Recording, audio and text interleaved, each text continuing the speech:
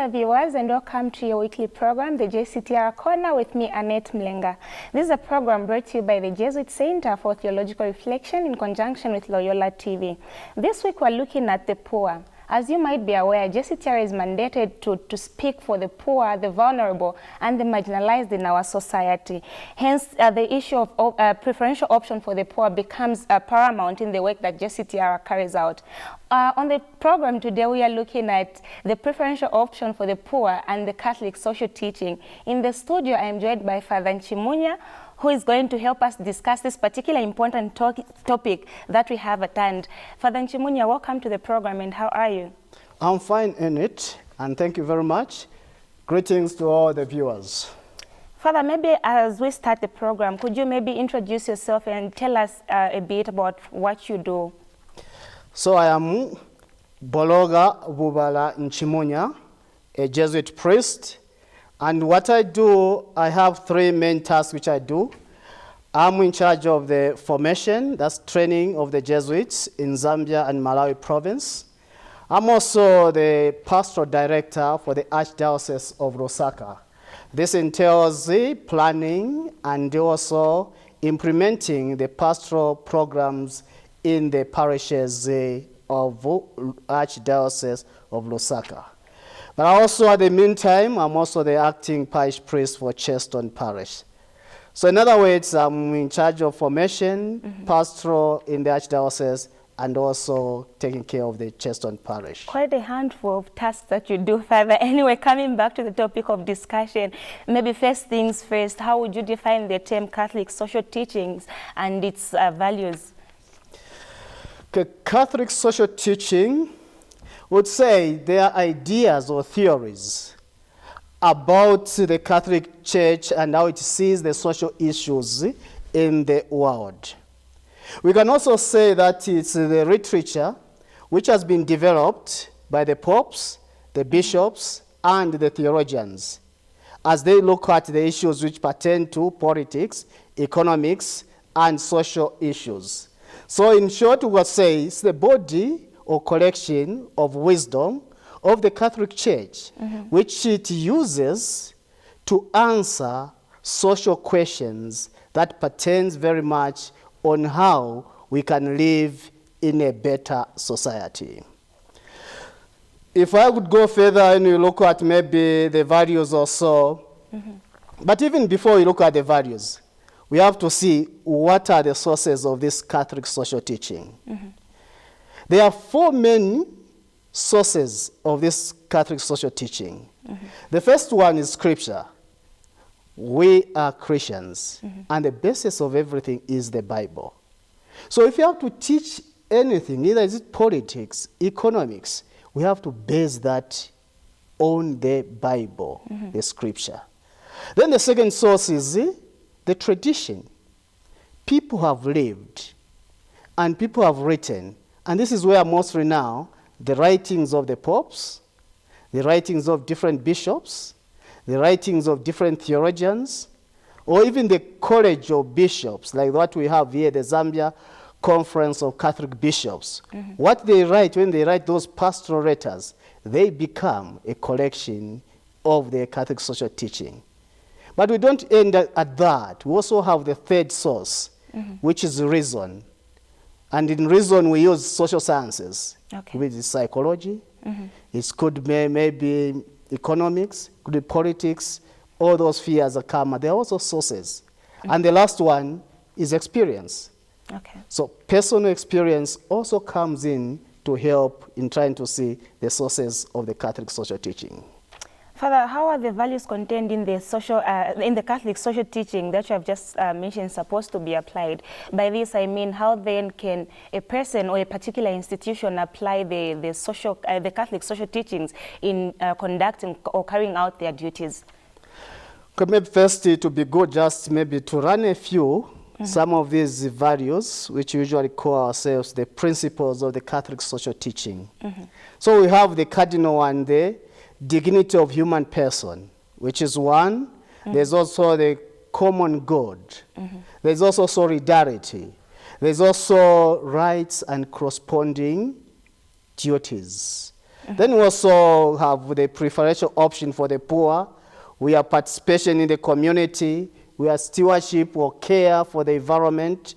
We have also governance and the subsidiarity, promotion of peace and arms, and disarmament. So these are some of the values which you have in the Catholic social teaching.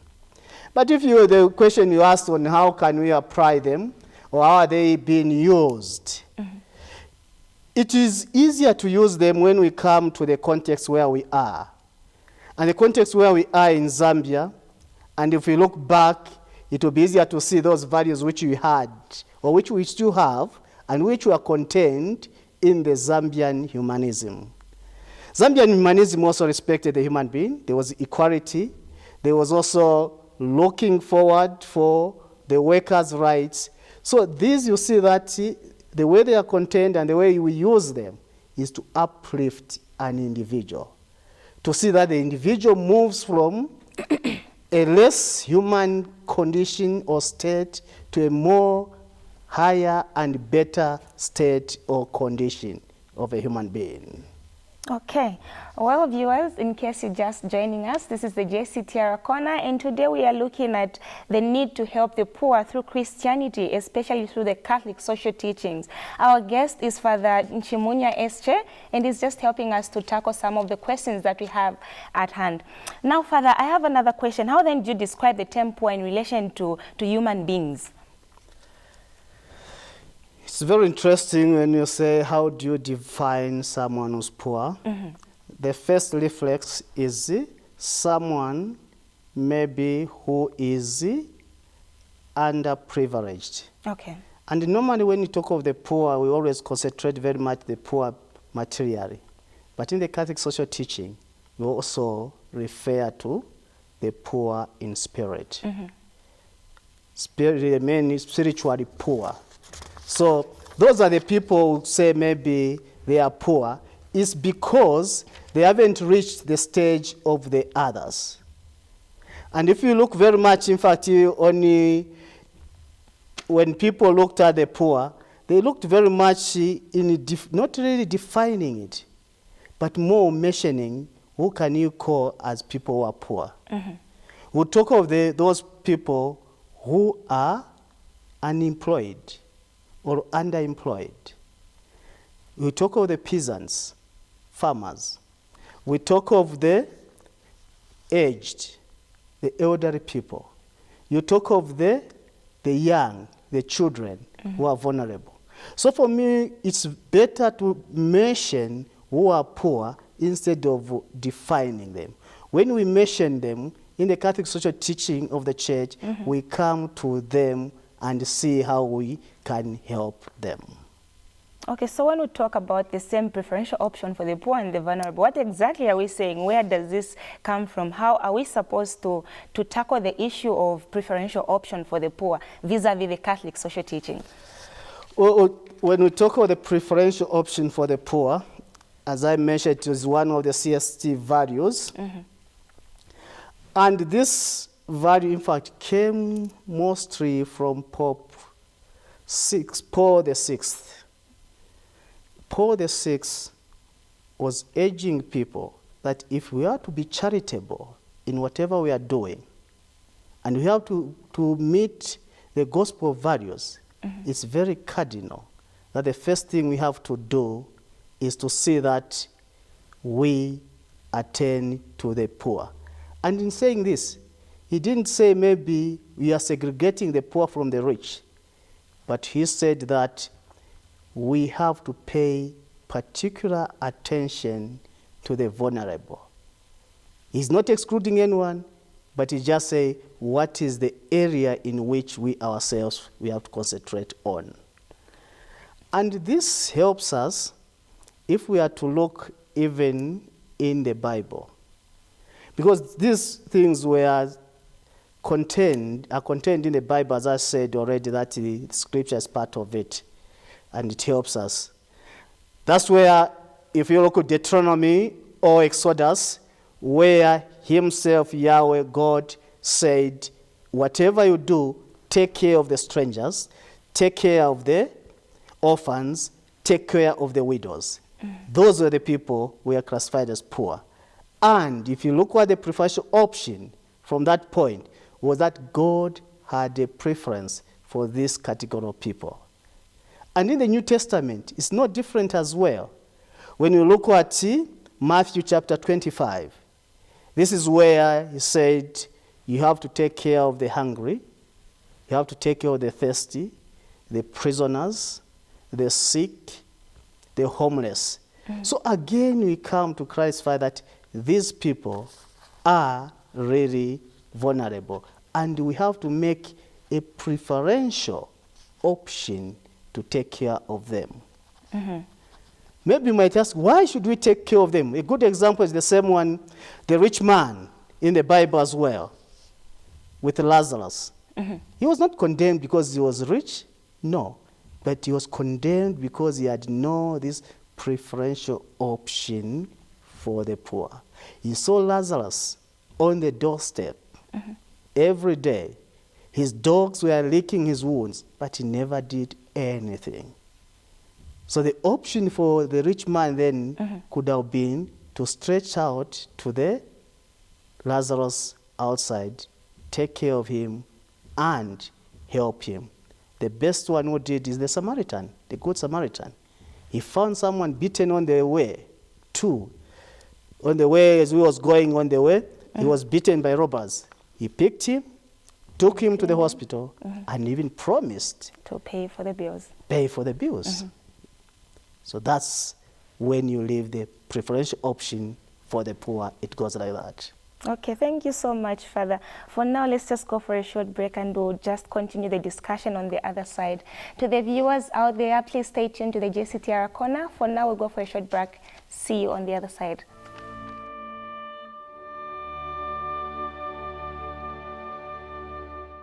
May we use these trying moments to rise to something that's important. Take life not for granted. Tell someone that you love them. If any of you have any COVID-19 symptoms, which are a fever of above 38 degrees Celsius, a cough, difficulty in breathing, shortness of breath, or chest pains, please do not hesitate to call 909 or 0974 49 35 53, and medical assistance will come your way. We hope for the better and leave everything in the hands of God. Together, we can combat COVID-19. Please stay at home for me. I stayed at work for you. Be that change. Please do your best to stay at home. If you must leave your home, please remember to mask up. Keep social distancing of at least 1 meter and wash your hands often with soap and running water or any alcohol-based hand sanitizer.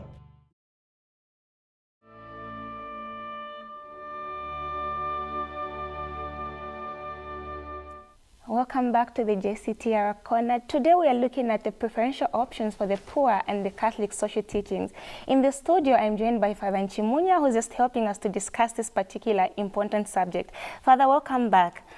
Thank you very much, Annette. Before the break, you're just explaining to us what exactly we say or we mean when we're talking about preferential option for the poor. Yes. My other question would be, why is it so important to help the poor in our society? Is it really in our nature, or are we really mandated to take care of them as a society? We are very much mandated to take care of them as a society, because from the very beginning, God gave us the world. Okay. He gave us the resources to be used by all. So in fact, in other words, when we are rich and others are poor, that is an unjust society, because all the resources are supposed to be used by everyone.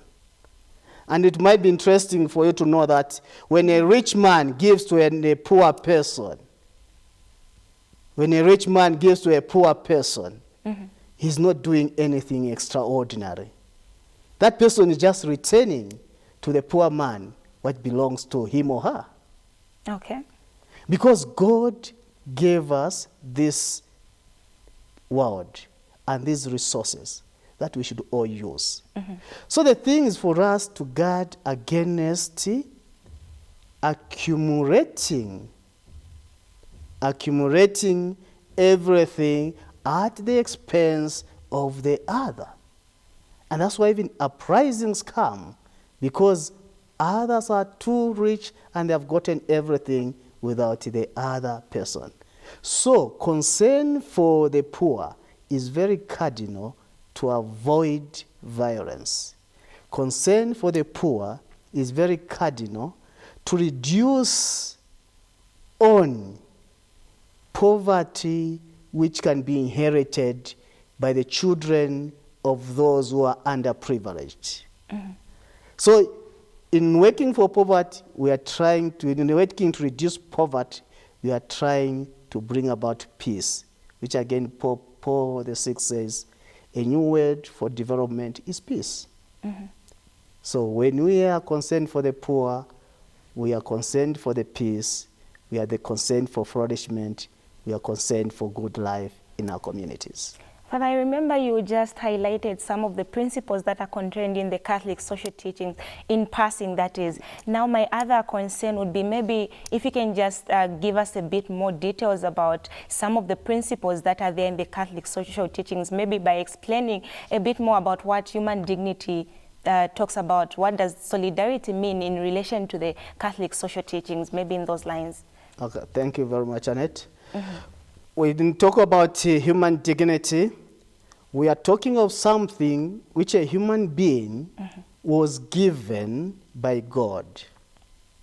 And this is the thing which can never be diminished by another human being. And this is something which is sacred, which everyone should protect. And it's also the sanctity of life. The principle of that life is very important for a human being.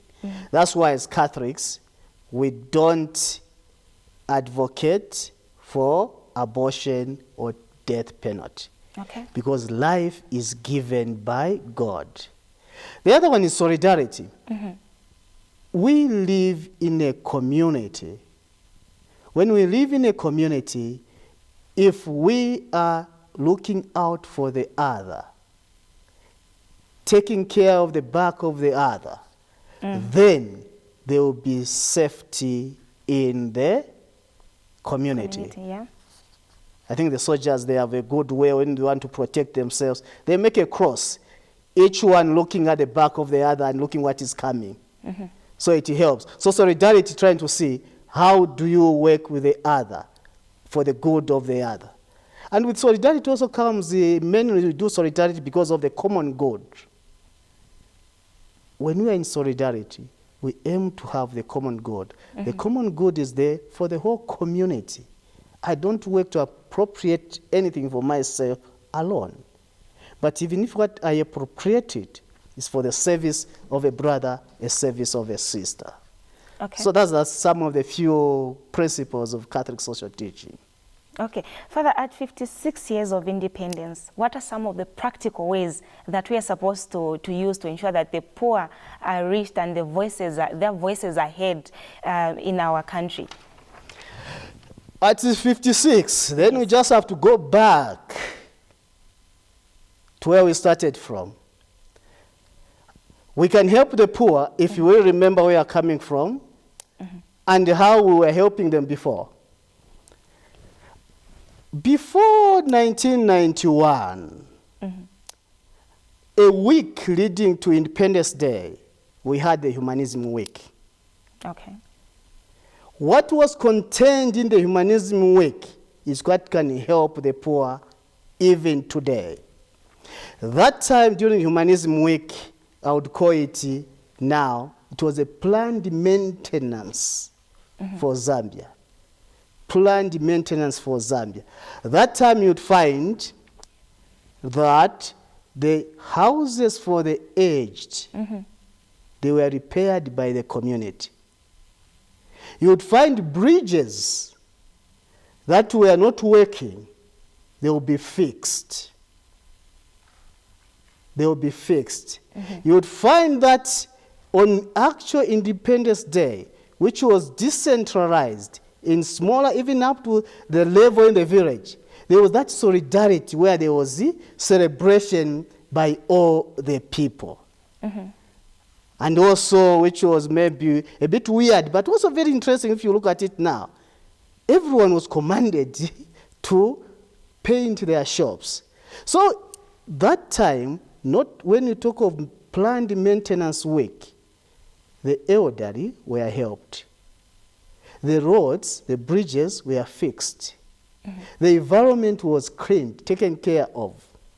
And when we do this, and you remember our independence come just before the rains. So people were prepared that when the rains come, they can move to other parts of the country. The rains come, they can have their houses fixed, they are secure. So if you have to work with the Catholic social teaching and look at 56 years, we just have to go back and do what we are doing before. Because now we have drifted, we have become very much self-centered and not looking at the community and the poor. Okay, thank you so much, Father. We are still on the Jctr corner, and our studio guest today is Father Nchimunya, discussing preferential option for the poor, bearing in mind the Catholic social teaching. This program is brought to you as Zambia celebrates the 56 years of independence. Now, Father, in doing all this for the poor, what are we trying to achieve as a nation? Really, why should we take so much interest in helping them, even as we look at the preferential option for them? We are doing this to avoid the entitlement failures. There are some of the things which we, the poor and everyone, is entitled. And because of not concentrating on helping the poor, they are suffering from this. The cardinal three is security, health, and education. So when we are working on helping the poor and use the Catholic social teaching, we try to see how can we give security to the poor. It could be in terms of food, in terms of education, of maybe just rights, but also we have to give them education. Also we have to make sure that they have a good health.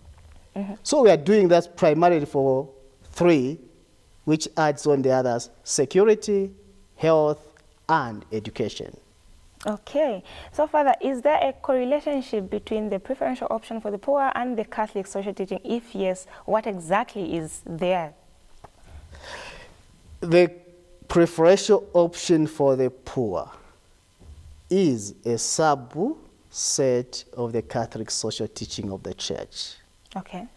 And the cardinal thing is that the Church is there for the poor. Maybe that's why you can say that's the correlation.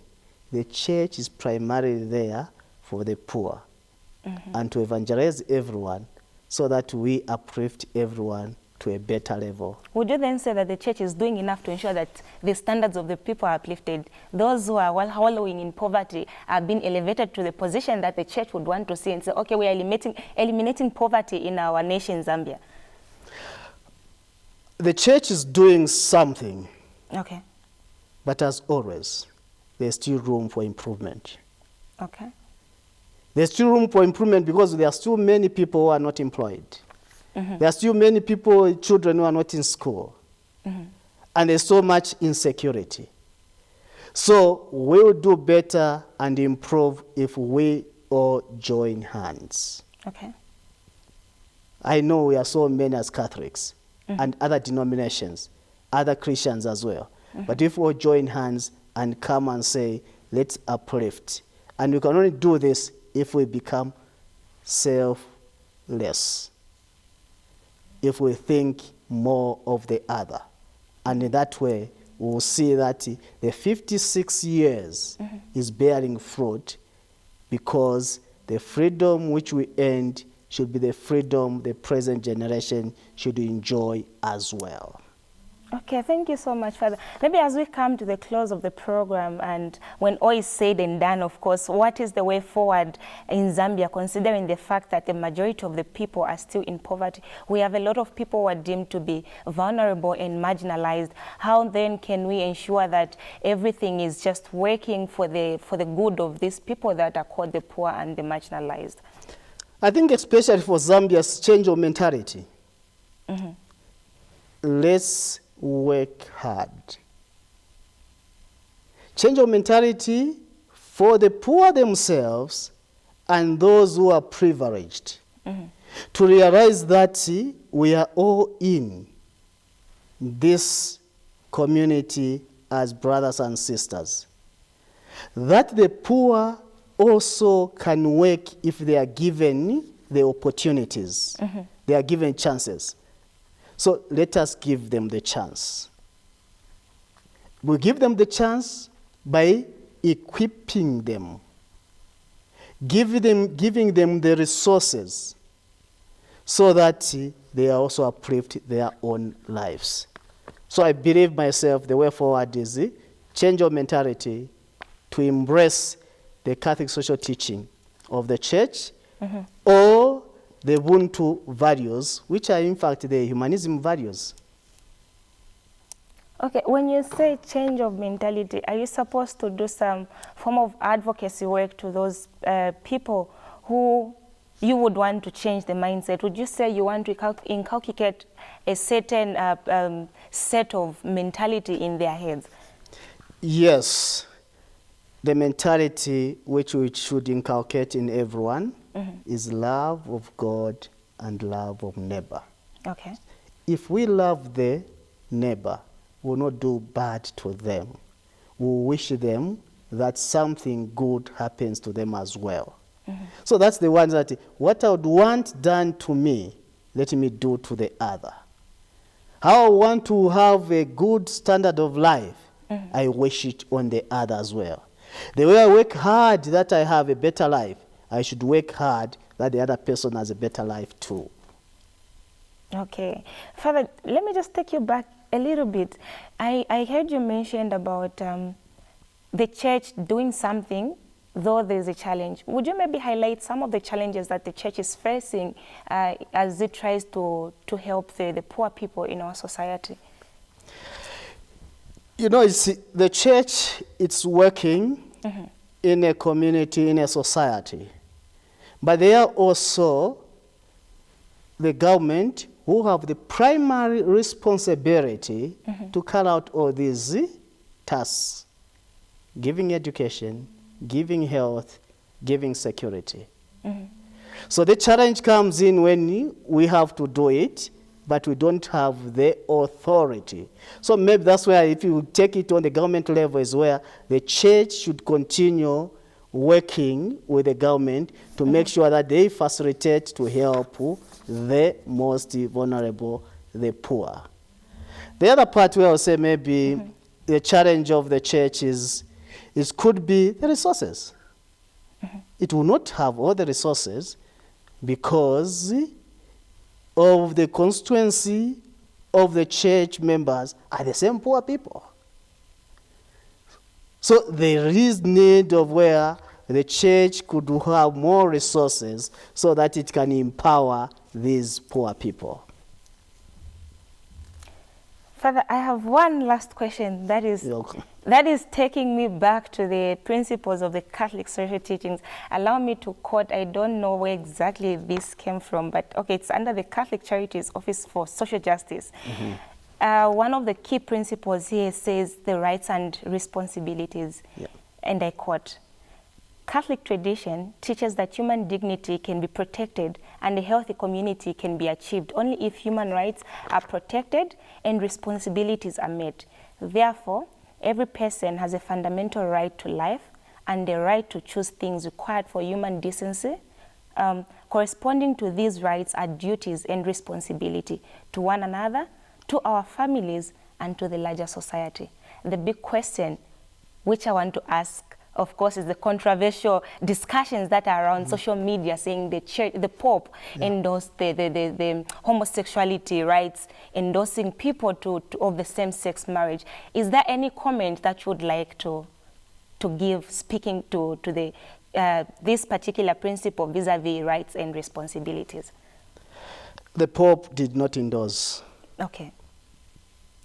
That's the comment. Okay, because when the Pope speaks, he doesn't speak from a documentary. And when the Pope speaks, there's what we call the encyclical, the pastoral letters. And in fact, it was misunderstood because he was speaking that you love the sinner, but you hate the sin. Exactly. So as social media, we want to get what you want, but that was the message. Even the cardinal advocating the name, he also clarified the same. He said the Pope, what you're saying is love the sinner and not the sin itself. And the Pope was speaking in a context where if you are a homosexual, you were thrown out of that family. Just it would happen even in Zambia as well. If a girl was found to be pregnant, they will throw that girl out too by the parents. It's not only that, it's not that those people would advocate saying, keep the child. They are condoning the pregnancy outside marriage. It was because they are saying, this is still a person that has to be loved and can we find another way. Okay, thank you so much, Father, for that clarity. I just wanted everyone to hear what you had to say and what exactly the smoke is all about. Thank you so much for that clarity. Unfortunately, we have to come to the end of the program. Thank you so much for your time. Thank you for making an appearance on the program. I'm sure we'll call you back to come and discuss some more important topics relating to the Catholic Church. To the viewers out there, I would like to say thank you so much for having stayed tuned with us. This has been the Jctr Corner with me, Annette Mlenga. Until next time, it's goodbye for now.